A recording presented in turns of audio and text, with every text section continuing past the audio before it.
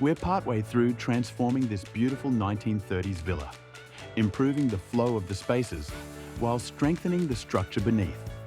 We started by removing non-load-bearing walls and carried out selective demolition to open things up. Structural upgrades included new steel portal beams with existing timber framing reinforced throughout.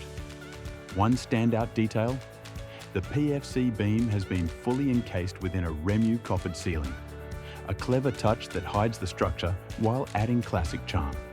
We've repaired the subfloor and foundations, added new insulation, and begun relining with GIB plasterboard. The kitchen's been completely stripped, ready for a fresh layout, and floor protection is down to safeguard the original finishes. And what stays? The beautiful Remu timber detailing, carefully restored and fully integrated to honor the villa's character. Look out for our next post, where we'll be revealing the finished result.